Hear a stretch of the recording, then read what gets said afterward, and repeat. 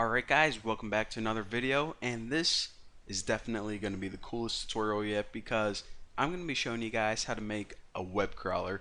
Some people may call them spiders, but they're basically programs that you can give it any URL you want and it can go to that web page, and it can actually do a couple things. It can either just gather information from that web page, or it could find all the links and go to those web pages, pretty much crawl the web. The most popular web crawler is probably Google's, which goes to a bunch of pages, gathers information for its search engine. So of course we're not going to be building one that big, but this one is actually going to be pretty cool. And also the reason I had this page up is because I'm not sure what websites actually allow you to crawl them. I'm pretty sure like eBay or Craigslist, it's against their terms of service. Like, I don't know that for sure, but I'm like, they probably don't want you doing it. So I figured just to test this out, just so I wouldn't get in trouble, I'm just doing it on one of my own web pages. So if you go to buckysroom.org/trade/index.php, this is a section on my website where I let users like trade items. So this is the home page right here, and it's actually kind of important to see the structure of it. Now if you go to search, this is the page that we're going to be crawling. So of course this lists all the items in all the categories, and if you notice, a couple things we want to take note of, it has a couple pages that the items are on. So they only list 30 items per page, and we're going to be using this parameter right here, the page number, and we're going to be giving our spider that information so it isn't just stuck on one page the whole time. So what our web crawler is going to do is go page by page, and it can either just gather the links, or maybe it can just gather the titles, whatever we want it to do. But anyways, that is how my website is laid out.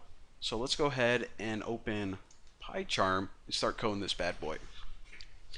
Now there are a couple modules that we need to import first. The first is requests, and that's because, remember, this is whenever you're connecting to the internet in Python. This is, well, it's my favorite way to. There's actually a couple different ways, but this is to request information from a web page. And another thing that we're going to need is my favorite module of all time. So go to settings, and oops, this was when I was changing the font size for the video. Alright, where am I? Get out of that. So go to Project Interpreter, and that's where you can see all your modules. And the package or module that we want to import is called Beautiful Soup 4. So again, if you don't have this added, which you probably don't, just add it like before I showed you in the I don't know, like a couple tutorials ago, and look for Beautiful Soup 4.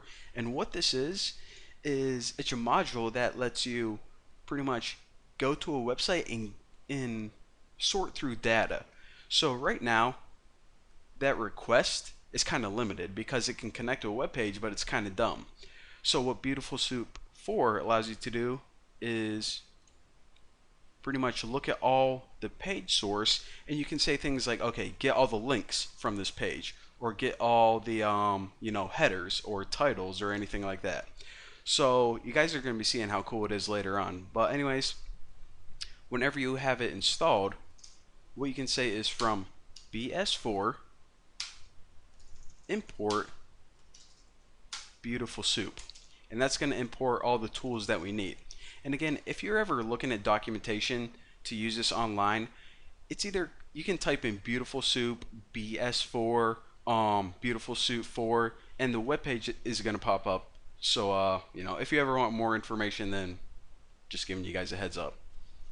So now we imported all the crap we need, and the first thing I actually want to do is go back to your main search. So by default, we're just on this page right now, and this is the page that we're going to start from, the main search page. So make sure you're on this right here, not like on page 3 or anything like that. So the first thing I want to do is I want to make the core spider, just the main spider that can sift through, and we'll just do something really simple at first before we get too advanced. So since this is a spider that's going to be limited to the trading section of my website, I just want to name it Trade Spider. So after this, what I want to do is I actually want to give it a parameter of max pages, because whenever we're testing things out, say we're just testing it for the first time to make sure it can gather links or something, well, I don't want it to crawl all these pages. What if there's 100 pages? Well, if something isn't working in our program, it's going to take a while to, go through and find the bugs. So whenever I have this parameter max pages, by default we can just set it equal to 1 or 2 at first, and then once everything's working, we'll just set it equal to like 50 or however many pages we want to crawl. So by default, I'm going to set page equal to 1. So this is going to change every time it loops through a page. So basically it's going to do this: crawl this page, and then in our spider we're going to set that variable equal to page 2, and that way it knows to go to page 2 right there, because of course this is a program, it can't actually like click buttons on your web page. So that's why we need to throw in everything in parameters. So once we have that, what we need to do is we need to make a while loop. So we're going to say while the page number is less than max pages. So again, we're going to go through the pages one by one, and it's going to stop whenever we get to max pages. So if we pass in 10 right here, it's going to say, okay, I'm pretty much going to crawl 10 pages. Simple enough. So the first thing I want to do is, actually the first thing that we need to do is we need to build the basic URL, because it's saying, okay, I am a web crawler, but you kind of need to give me a web page to crawl. Well, the web page is this. If you copy that URL, again, we're on page 2, but we'll fix that right now. Again, of course, the easier thing to do is just to throw all of this in a variable. So I'm going to name it URL, and this is the URL that it's going to crawl. So set this equal to this right here. Now, if we just left this as is, then every single time it would just crawl page number 2, and that's obviously not what we want. So what we want to do is actually delete this last number right here, and the page that we wanted to crawl is whatever page this variable is equal to. So get this base URL, and then on the end of it, tack on str page. So again, if this variable changes every time, the URL the first time is going to be page 1, then page 2, then page 3, and it's going to go all the way until it gets to however many pages we told it to crawl. So that's how you can have your URL change every single time. So now we have a URL. What do we need to do now? Well, what we need to do is actually request the data from that website, or connect to that website through Python.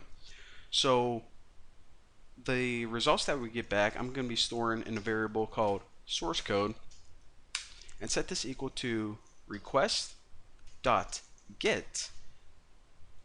URL.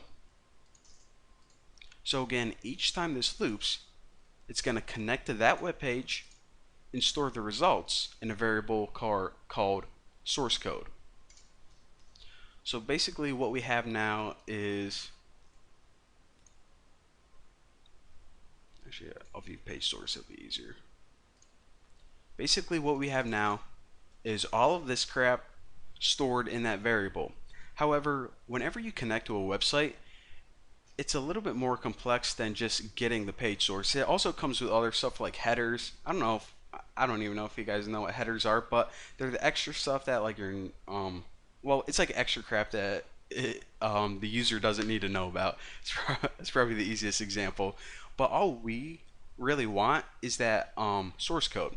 So what I can do now is I can put plain underscore text, or you can name your variable anything you want. And if you put